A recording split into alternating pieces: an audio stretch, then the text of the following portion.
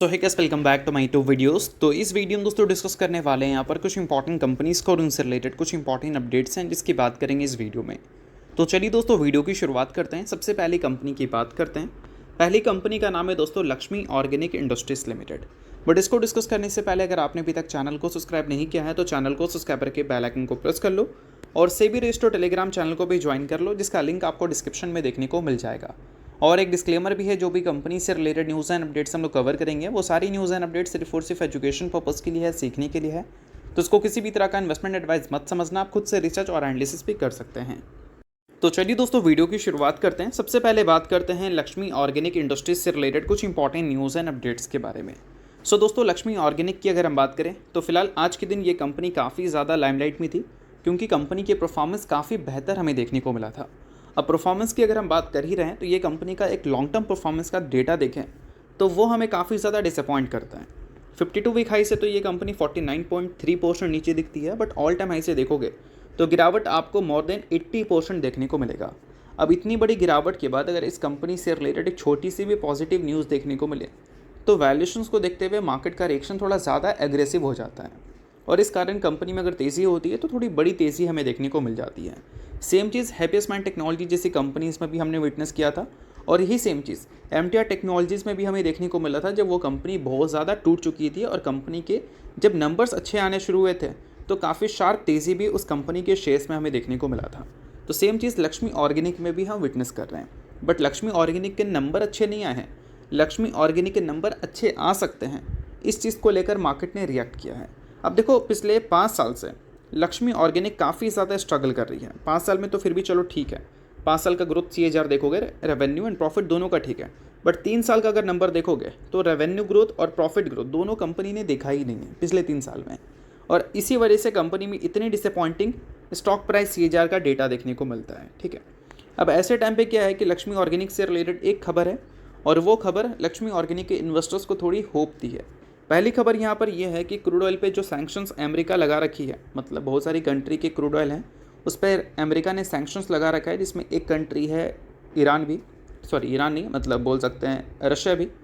तो उस सैंक्शंस को डोनाल्ड ट्रंप जो है वो हटाने का प्लान कर रहे हैं ये वॉर की वजह से, ताकि जो ऑयल की सप्लाई है वो मार्केट में अच्छी बनी रहे।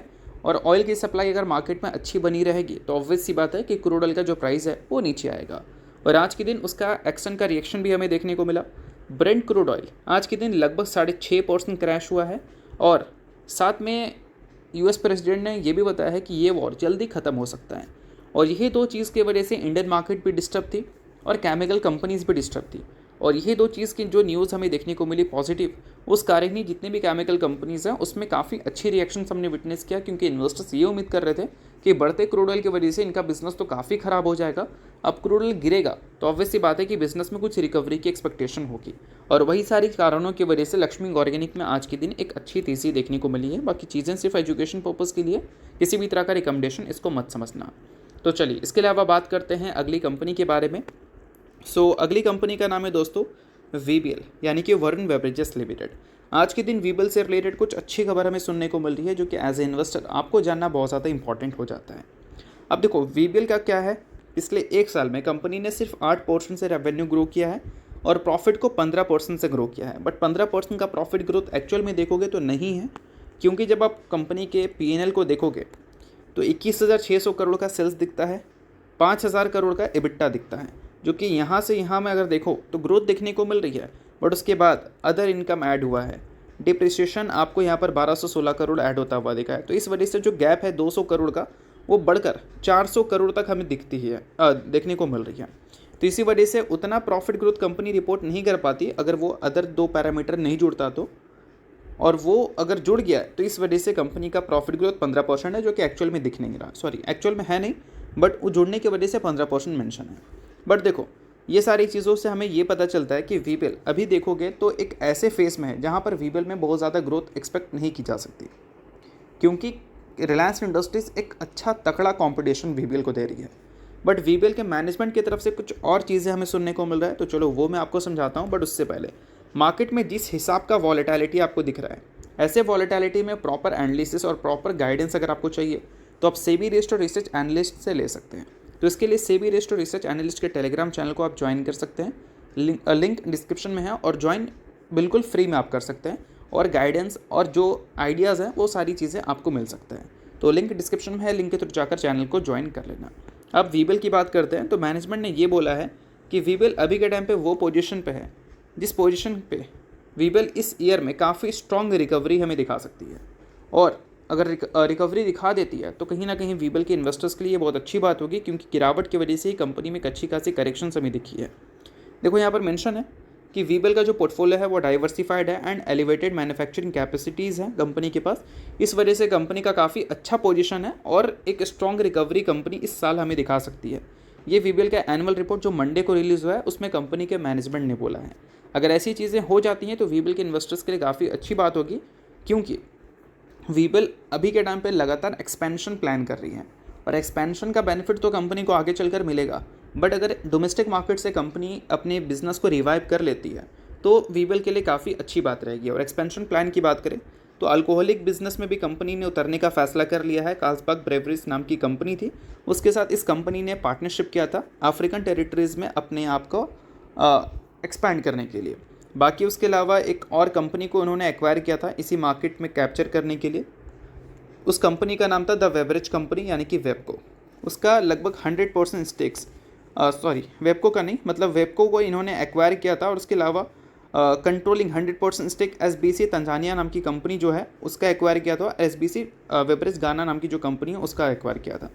तो एक्सपेंशन इंटरनेशनली देखोगे तो वीबल की काफ़ी एग्रेसिव दिख रही है। डोमेस्टिकली थोड़ा सा रिलायंस टफ कंपटीशन दे रही है, बट अगर रिलायंस इंडस्ट्रीज से कंपटीशन वीबल को आगे चलकर थोड़ा सा कम मिले तो वीबल काफ़ी अच्छी और कंसिस्टेंट ग्रोथ दिखा सकती है पहले जैसी। बट सबसे बड़ा बात है रिलायंस इंडस्ट्री से कंपटीशन कम मिलना चाहिए, तो ठीक है। बाकी अगर हम बात करें अगली कंपनी के बारे में तो नाम है दोस्तों केपीआई ग्रीन एनर्जी लिमिटेड। आज के दिन केपीआई ग्रीन एनर्जी से रिलेटेड मल्टीपल खबर हमें सुनने को मिल रहा था, जिसमें एक खबर की बात करें तो एक खबर यह है कि केपीआई ग्रीन एनर्जी ने कमीशनिंग कर दिया है एडिशनल कैपेसिटी का, जो कि उनका चल रहा था GOVNL सोलर IPP प्रोजेक्ट में। अब इस चीज़ को मैं थोड़ा सा डिटेल में समझा देता हूँ। देखो यहाँ पर मेंशन किया गया है कि केपीआई ग्रीन एनर्जी ने सक्सेसफुली कमीशन कर दिया है additional 24.2 megawatt AC 35.01 megawatt DC capacity का, जो कि उनका चल रहा था। यहाँ पर आप डिटेल्स का देख सकते हो, पूरा नाम यहाँ पर मेंशन किया गया है। और बाकी जो प्रोजेक्ट है वो कंपनी का ऑन टाइम चलता हुआ दिख रहा है। और ये सारी चीज़ें तो ऑब्वियस सी बात है बिजनेस से रिलेटेड है, तो उतनी ज़्यादा हमें ध्यान नहीं दे रही हैं। अगर ऑर्डर से रिलेटेड बात होती तो ज़्यादा डिटेल में भी हम पढ़ सकते थे, बट ऐसा कुछ है नहीं, तो इस वजह से हम शॉर्ट में ही पढ़ के निकलते हैं। अब अगर केपीआई ग्रीन एनर्जी की बात करें तो गिरावट इस कंपनी में भले जितना भी देखने को मिल रहा है, बट कंपनी के अर्निंग्स को जब आप देखोगे तो अर्निंग्स कंपनी के बेहतर हैं। ये कंपनी का सबसे बड़ा प्लस पॉइंट है।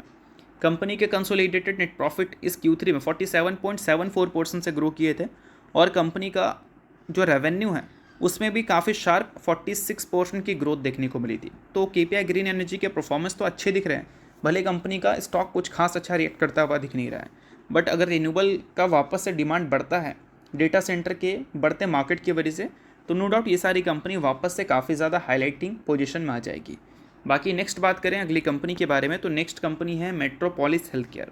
हाल ही में कंपनी ने Q3 के रिजल्ट को पब्लिश किया था, जहां पर कंपनी का नेट प्रॉफिट 32% से ग्रो किया था, और साथ में कंपनी ने 3:1 के रेशो में बोनस की भी अनाउंसमेंट की थी, जिसमें कंपनी ने एक शेयर के बदले अपने इन्वेस्टर्स को 3 इक्विटी शेयर देने का फैसला किया था। सो अगर आप इस कंपनी के इन्वेस्टर हैं तो बेशक इस न्यूज़ को आप नोट कर सकते हैं, इन्वेस्टर नहीं आप इग्नोर कर सकते हैं। न्यूज़ थी इस वजह से मैंने बता दिया, बाकी ये किसी भी तरह का रिकमेंडेशन नहीं है। तो होप करता हूँ ये वीडियो आपको अच्छा लगा होगा। लाइक कीजिए, पहली बार सब्सक्राइब कीजिए। वीडियो देखने के लिए बहुत बहुत शुक्रिया।